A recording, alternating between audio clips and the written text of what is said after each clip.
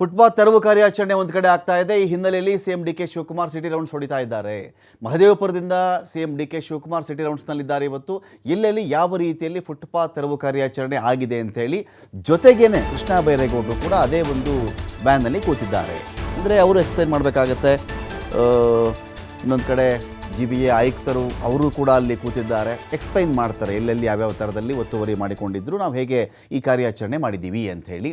City ರೌಂಡ್ಸ್ನಲ್ಲಿದ್ದಾರೆ CM. ಇವತ್ತು city ರೌಂಡ್ಸ್ಗೆ ಹೊಸ TT ಟೆಂಪೋ ಟ್ರಾವೆಲರ್ ಅಂತಾರಲ್ಲ, ಅದನ್ನು ಬಳಸಿರೋದು CM ಡಿ ಕೆ ಶಿವಕುಮಾರ್ ಅವರು. ಟ್ರಾನ್ಸ್ಪರೆಂಟ್ ಇರುತ್ತೆ ಇದು ಅಂತ ಹೇಳಿ, ಗಾಜಿನ ಗ್ಲಾಸ್ ಆಧಾರಿತ ಕಾಣಿಸ್ಬೇಕಲ್ಲ ಕೂತ್ಕೊಂಡಾಗ.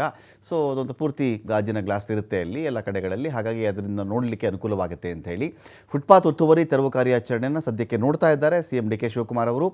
ವಿರೋಧ ಬಂತಲ್ವಾ? ಏನಕ್ಕೆ ವಿರೋಧ ಬರ್ತಾ ಇದೆ?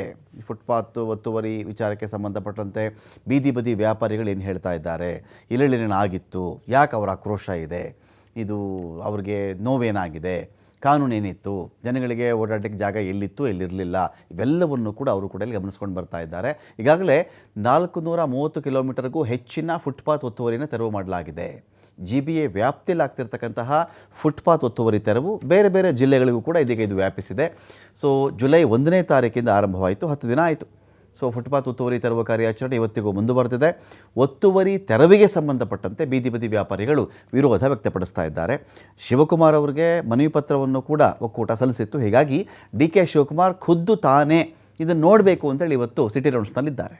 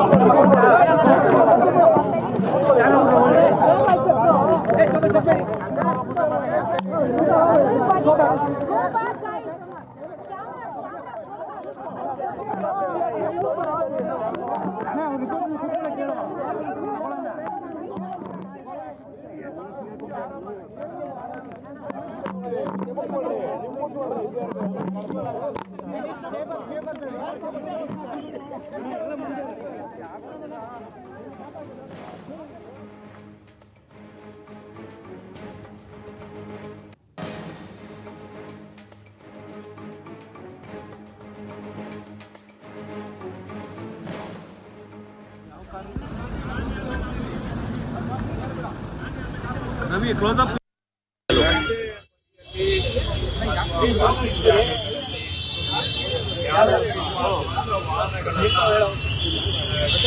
ಬಿಟ್ಬಿಟ್ಟಿದ್ದಾರೆ. ಬಿಡಾಡಿ ವಾಹನಗಳು ಇವುಗಳನ್ನ ತೆರವು ಮಾಡಬೇಕು ಅಂತ ನಾನು 15 ದಿನಗಳ ಹಿಂದೆನೆ ಜನಗಳಿಗೆ ಮನವಿ ಮಾಡಿದ್ದೆ ಮತ್ತು ಎಚ್ಚರಿಕೆಯನ್ನು ಕೂಡ ಕೊಟ್ಟಿದ್ದೆ. ಆದರೂ ಜನ ಅವರ ಗಾಡಿಗಳನ್ನ ರಸ್ತೆಗಳ